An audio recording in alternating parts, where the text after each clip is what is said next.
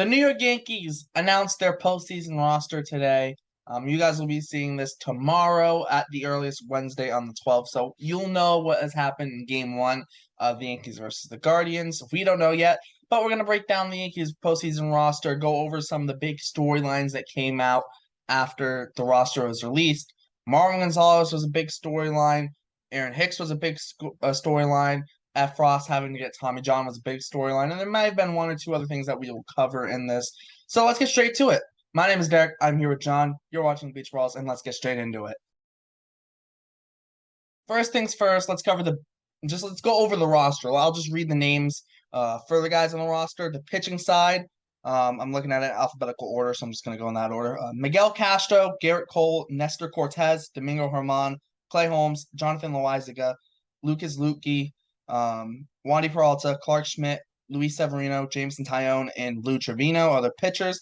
Then you have Kyle Higashioka, Jose Trevino, Oswaldo Cabrera, Anthony Rizzo, Gleyber Torres, Josh Donaldson, Marwin Gonzalez, Isaiah Kiner-Falefa, Harrison Bader, Aaron Hicks, Aaron Judge, Timlo Castro, Giancarlo Stanton, and Matt Carpenter to wrap up the postseason roster. Let's start with the big thing, though. There was a lot of outrage from Yankees fans for Marwin Gonzalez being on the postseason roster. I personally didn't see it as a non-Yankees fan, see why there would be an outrage, but you're the Yankees fan, John. Thoughts on Marwin Gonzalez being on the postseason roster? I have no idea why there's outrage. He's been on this roster all season long. Like, look, I've been the first one to say how much I don't like the guy. He was part of the Astros in 2017.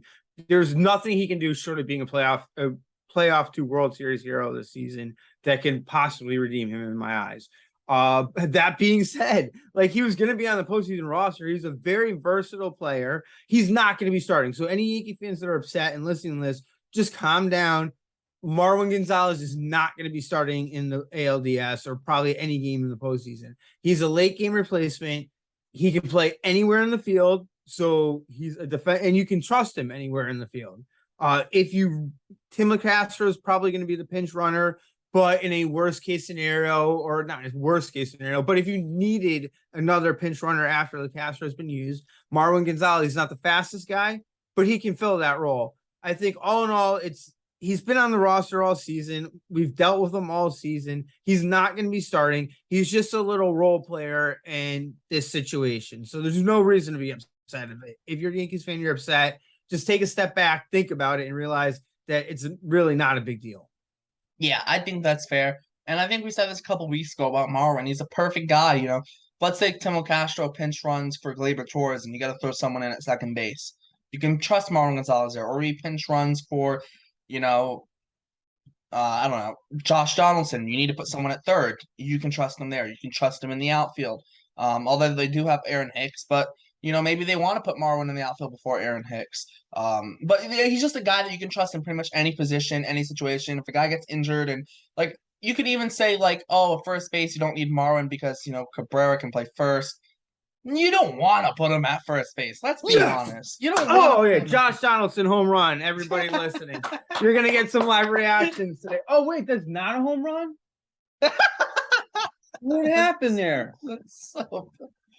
Live reaction, folks. Derek, you keep talking. I'll fill us in a minute.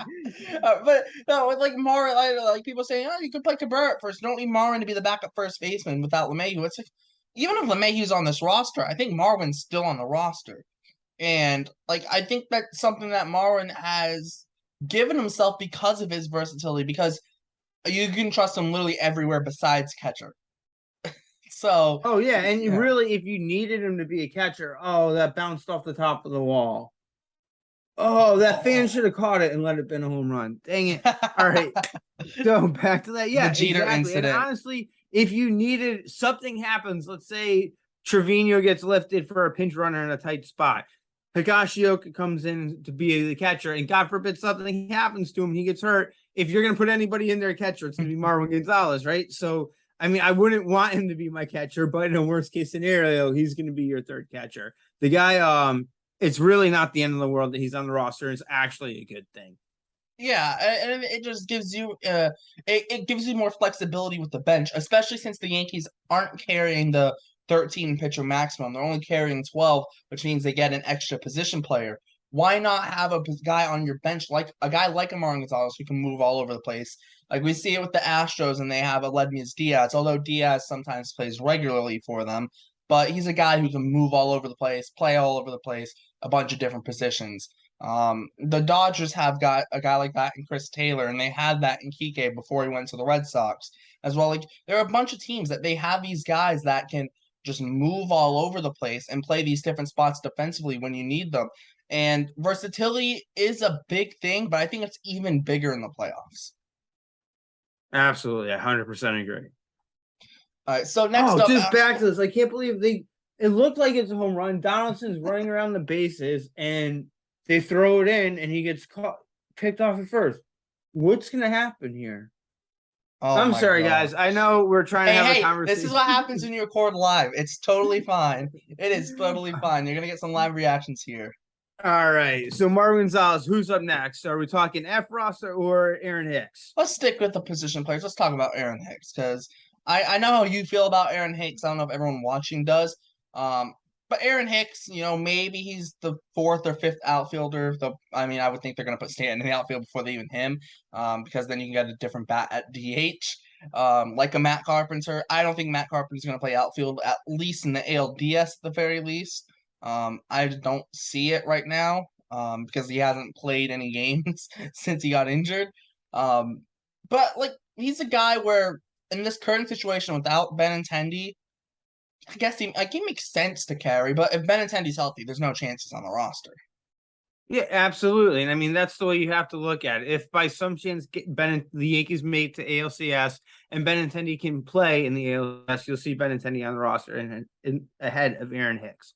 I think a lot of the outrage about Aaron Hicks, because again, like Marwin Gonzalez, Aaron Hicks is not going to be starting any games for the Yankees. Possibly a defensive replacement, possibly a pinch runner. Probably the last guy, definitely the last guy off the bench. You're going to see LeCastro in the game before him. You're going to see Gonzalez in the game before him. He's really just a last resort. We're only on the team because Benintendi's not there. And I think a lot of the outrage that we've seen over this is because Yankee fans want to see Oswald Peraza on the roster, and I view Oswald Peraza does not have enough major league experience to warrant a postseason roster. Look, as bad as Aaron Hicks has been this season, he has been bad. He has more experience than Oswald Peraza, so you're going to trust in the field. You're not going to trust him in the field, but you're going to trust him in the field more than Peraza. You're going to trust him to work a walk. He's not going to get a hit, but maybe he can get a walk in a tight spot. You're going to trust him to do that more than Peraza. Look, there's a very good chance we'll be seeing Peraza in the playoffs or in the playoffs in future years. It's just not going to be this year. And I would compare it to, I think Derek Jeter in 95 came up and had a brief stint with the Yankees, a September call-up, and he didn't make the postseason roster in 1995, but he was there in 1996. So I'm not saying Oswald Peraza is the next year Jeter, but just slow down. The guy doesn't belong on the postseason roster. He's too young. He's not ready for it. Yeah, 100%. I now maybe if Isaiah Kiner-Falefa gets injured, then maybe there's a chance that he gets brought up, because who's playing shortstop in that situation if Kiner-Falefa gets hurt? Mm-hmm. But besides that, I don't think that they bring him up for this playoff run, unless, like I said, unless Kiner-Falefa gets injured, because then that's another guy who can play shortstop. Although I do think Marwin would start over him at shortstop. Oh, definitely. And I totally agree. I think that's exactly how it would work out. And really, that's when you might end up seeing Carpenter in left field, because maybe you even bring Oswaldo Cabrera in to play the infield. Yeah, that too. There's that too. And again, maybe if it doesn't happen this series, you never know. Maybe DJ LeMahieu's back for next series too, and this isn't even an issue. You just kind of have to roll Hicks. It's just the way it is. Hopefully Benintendi's back for the LCS. I don't know if he'd maybe a difference maker, but I trust him in the field or pinch running more than I trust Aaron Hicks. It's kind of crazy though. We're talking about Yankees Benintendi scored on a sacrifice fly. Kiner-Falefa with the triple. and then sacrifice fly from Trevino to knock him in. So And for every Yankees fan who said kind of fluff is useless, he can shut up. yes, Because even thank you. even as a Exactly. non-Yankees fan, it infuriated me. Because I'm like, Yeah, he's not useless. Like, he has a purpose to be. He's on the team for a reason, and he's done exactly what the Yankees have asked him to do this year. Just yeah, play good he's in defense and steal some bases. him and Trevino. They're your 8-9 hitters all season long. Just play some defense every now and then, get a timely hit, and that's exactly what he did right there. Yep, exactly. Now let's move on to the next guy we got. This one was maybe not surprising, maybe, but it was definitely unfortunate. Scott Effross, having to undergo Tommy John surgery. That's not going to knock him out. That's not only going to knock him out for this year. I would expect it's going to knock him out for all of next year as well. It's a blow for the Yankees, especially for a reliever who I'm pretty sure is 28 years old, having a breakout year, and that's not how you want to end your year. No. And if anyone listening to this navigate to the New York Post, they had a picture of Zach Effross where his arm is back on like a 90-degree angle. I mean, there's no you can see right in that picture alone, like, oh, there's a reason he's getting Tommy John. His stuff was filthy, and I guess it just puts the strain it puts on his arm was just too much to take. Hopefully he comes back again. We're not seeing him this obviously again this year. Not going to see him next year. So hopefully he's ready. And I don't even know if he'd still be under contract with the Yankees by the time he got back. But yeah, tough break for the guy. I was really he was one of those guys I was counting on in the postseason because, like I said, I've said this 1,000 times. His stuff is filthy. Like he was just so good.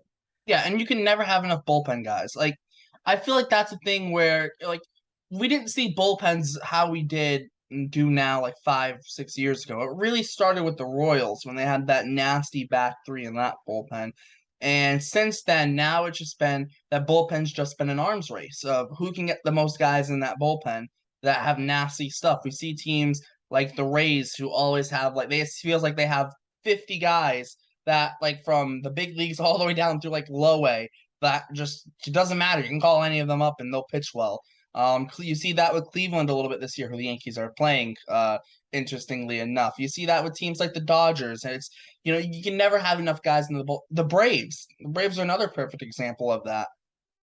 The evolution of a bullpen is an off-season topic. I mean, there's no reason to talk about it now, but I think you and me have to do a video about the evolution of the bullpen over baseball, the course of baseball history, because I think it's really fascinating. And just the way it went from you pitch an entire game, and if your bullpen's in, the starting pitcher did something wrong, bullpen guys were kind of looked down on as not that good.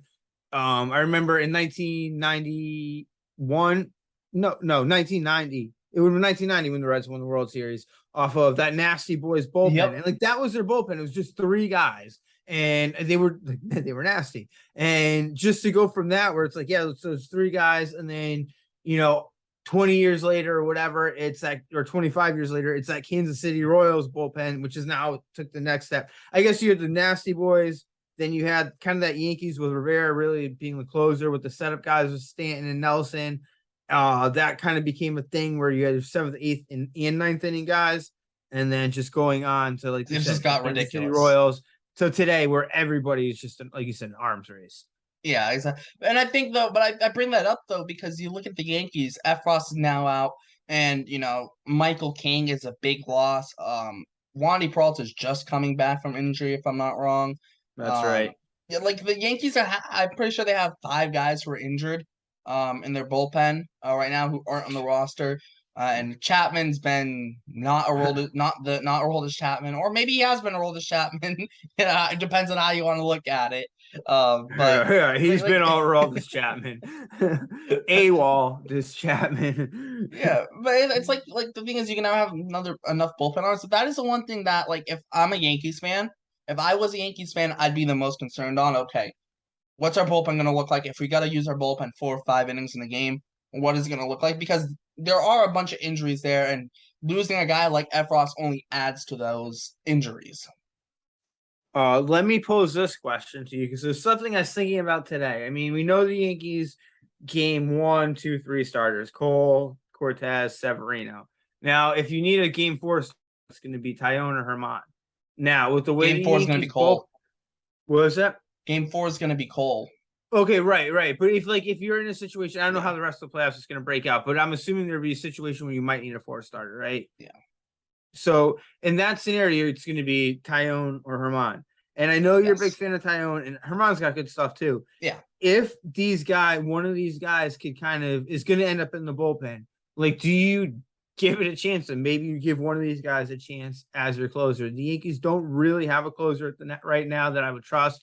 Holmes was good, but I don't trust him anymore. If one of those guys, I think Tyone's the type of guy who I honestly think could come out of the bullpen and be really, really effective out of the bullpen. I think that's rough because it's hard to just like throw a guy straight from starting into like a closer role. I mean, it depends though, because if like let's say Herman's coming out of the bullpen and he looks like very good out of the bullpen in his first like 3 outings out of the pen in the playoffs, and the Yankees are in the championship series, and that closer spot's still a little iffy, then maybe you throw him in. I'm guessing they're still going to roll with Clay Holmes right now. I mean, what's your other options? Like Loizaga, Yeah, exactly. probably not. Although Loizaga has nasty stuff. I said it before. Love his stuff, but he's been inconsistent this year. Exactly. That's the thing. And like you're looking at other guys, it's like Wandy Peralta just coming back off an injury. Like Lou Trevino, probably not unless he really like finds like I think he was very good last year for the. I don't remember if he was He the A's hasn't closers been. last year. He's not the guy. Yeah, Trevino's not the guy I would put in as a closer. Like you said, Peralta. I mean, it was I think a 10 or 15 day stint on the IL, but still, he's coming back from injury. He was dealing with something. He was really good, though. I don't know if I move him out of the 8th inning role because he was that good in the 8th inning role. Yeah.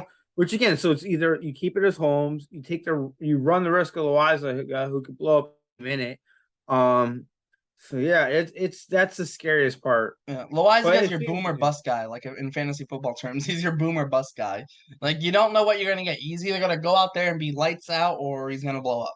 And it's the risk you're willing to take with him if you do put him back there. But like it's very limited options. I mean, what are they? They're not gonna go put like Nestor Cortez in the back end of the bullpen because they need him to start. Like they can't put Cole back there. Like they need him to start. So it is very interesting to see how that bullpen could play out. Like Severino would have the stuff for it, but once again, need him to start. Yeah, it's just like you said, it's just been injury after injury after injury. And so it's like it's the guys you don't want to get hurt too. Like, I mean, not Stanton, Chapman's IL stint was like initially or whatever, was because of a bad tattoo. Like like why couldn't we have Zach Britton right now? Because I know he would have showed up for his workout as opposed to Chapman taking off to Miami. And if Effross, because Effross got injured, had Chapman just showed up, he would have been on the roster. Yeah, exactly. There you go. And then Michael King injury, even though it's been months, it's still staying. Oh, that injury was. I know Michael King. Like, there's 2 split narratives on him because there's like the Yankee fan narrative. Like there's part of the Yankees fan narrative that's like he's a top 3 reliever in baseball or top 5 reliever in baseball. There's other Yankee narrative that goes he's been good but track record and yada yada. Then there's like the non-Yankee fan that's like, oh, he's pitched well, but like I don't really know much about him, right? And I think Michael King though, when he was pitching this year, if you really look at what he did, he was. Obviously Clay Holmes got all the headlines, but once Clay Holmes broke down, Michael King was still doing his thing. Mm-hmm. Yeah, that was really one of the tougher injuries of the season. Yeah, and you can't just go out and get another guy at the back in the bullpen at the snap of a finger, or even like it's even hard to trade for those guys, like especially mid-season. How many? And then when you do a guy like Effross, he gets hurt. So yeah, but Effross, even Effross though, Effross isn't like that back end of the bullpen guy like King was. Like how many? Like there were some rumors of like the Padres could trade David Bednar. It's like they're not going to trade him. They're not. Like we're not idiots here. Like no one's gonna go trade a back end guy. And normally those trades happen in the offseason, like Craig Kimbrell, like Edwin Diaz, like those trades happen in the offseason. The only time we've seen a guy get traded midseason was Josh Hader, and that's because the Brewers are the Brewers. Yeah, and that was questionable. And everyone was like, "What the heck are they doing?" So I think that's kind of I feel like it's hard to replace those guys mid-season unless you can get another guy from whether you bring him up from AAA and he just ends up being lights out, or a guy comes off the injured list. Or it's hard to replace those guys, and Yeah, especially and when that's it's why not I just do him have as to a give the pitcher. Yankees credit. As much as I will always kill Brian Cashman for not being able to develop starting pitching or bring in good starting pitching, the Yankees kind of have had a like bullpen factory coming out of their minor leagues over the years. And you could always, every year, they seem to get one or two guys that come up and kind of maybe not lights out ninth inning closer, but guys that do contribute and pitch well in the bullpen. So you just have to hope there's more of those coming in on the way, because I think the Yankees are going to need a closer next season. Yeah, I think that's fair. And I don't know, it's been similar with the Red Sox that they haven't had that reliever factory, but they can't develop starting pitching either. So we're both in that same boat. Let's not do any final thoughts. Let's do this. Name one player that you think will step up this postseason for the Yankees. Oof. Well, it would be too easy to say Harrison Bader because he just hit a home run earlier in the game, though he might have been someone that was on that list for me. I think it's going to be Stanton. I know he's kind of been struggling. He worked a good walk earlier today. I was hanging out with Luke yesterday, and there was an argument because I said something about Stanton being a really good postseason player. Oh, he's like, "Oh, what are you talking about? What are you talking about?" And I'm like, I remember him having a good 2020 postseason, but I couldn't remember in the moment what he had done last year. And I looked it up. He went 3 for 4 against the Red Sox in that one game. So I think Stanton's probably going to be the guy to step up alongside Aaron Judge. And just so everyone knows, Aaron Judge has said he has a mission to prove everybody wrong about the way his bat has gone cold in the playoffs in prior years. And there's one thing he's done this year is prove people wrong. So I'm really, really hopeful that he proves his critics wrong in this postseason. Yeah, I mean, I think any Yankee fan would be hopeful that happens. You're gonna need your star players to step up. I'm gonna go with the guy who's the kind of thing with the unsung heroes. I'm going Isaiah Kiner-Falefa. You know, I like him. He's solid defensively. He can steal you a base. He can put the ball in play. He's a situational guy. He's not gonna just go out and hit 5 homers in a series like Judge or Stanton could do. But he's gonna do the little things. He's gonna do the things that you might not see on the box score. Or make he can go out and you might see on the box score it might only be a ground ball to the shortstop, but in real time it might be makes a great play to his right, diving play, gets up, throws the guy out. There's stuff that he does that, if you just look at the box score, goes under the radar. But he is valuable to this Yankees team, very valuable. Yeah, I mean, he was the guy that hit the triple and scored on the sac fly for the Yankees go-ahead run at the as they're leading 2-1 in the bottom of the 6th. But yeah, I like Kiner-Falefa too. I think he had his defensive miscues every now and then. But everyone does, though. But yeah, and he played overall. I thought he played really good defense, and he lived up to the back of his baseball card. So he pretty much did what you expected him to do, what he's done every year for the Yankees, and that's the most you can ask for out of your 8th or 9th hitter. Yeah, I think that's totally fair. Any final thoughts before we wrap this thing up? No, actually, I had a question for you. Because I know you're kind of a Padres fan, like you appreciate their team and everything. Was that sweat, sunscreen, or something else on Musgrove's ear the other night in Citi Field? Here's what someone posted on Twitter, a picture of him in a bunch of his starts, with his ears being shiny. However, Andrew McCutchen said it might have been red hot or like icy hot, something like that he put on his ears maybe, and McCutchen's like, I don't know why you do that, but there are some freakish people out there, so maybe did. But it seemed like his ears were always shiny in all of his starts, or at least the ones that I saw the pictures of. So I don't think it wasn't like a thing where his ears were just randomly shiny. So okay, so that's a good point, because if anyone knows the story, I've read somewhere or heard somewhere, I can't verify this, I was not in the Yankees clubhouse, but I heard Roger Clemens was kind of a nut like that, where he would put icy hot on a certain area to get himself fired up for starts. If that's true or not, I don't know, but I've heard the rumor. Yeah, well, Musgrove was definitely amped up, and yes, the spin rates were up, and yes, the velocity were up, but remember, he's a San Diego kid playing for the Padres in the playoffs in a do-or-die game. He's going to be amped up, right? And after the check, after Showalter had the umpires check, his spin rates took a jump from where they were that night, and his velo jumped, I think, a little bit too. Yeah, you have to take into account the fact that he is a really, really good pitcher. So for his spin rate to be up, maybe that's just the guy taking it to the next level in a playoff game. So that's entirely possible. So that is also very likely too. Yeah. All right. Well, that's a great place to wrap it up then. For you, obviously, you're hoping the Yankees win the series, as is every Yankee fan who's watching this. Cleveland fans, you're obviously hoping Cleveland wins. It'll be a good series, though, a fun series. Definitely be some nice pitching matchups to follow. And we'll have videos on the YouTube channel covering the playoffs. We'll have podcasts on it. We got the Doug and Barnes show. There'll probably be some columns too on the website. So check all that stuff. Check out all the links in the description. Make sure to like, subscribe, hit the notification bell so you get notified whenever you post. For John, I'm Derek. Thanks for tuning in to Bleacher Brawls, and we'll see you next time.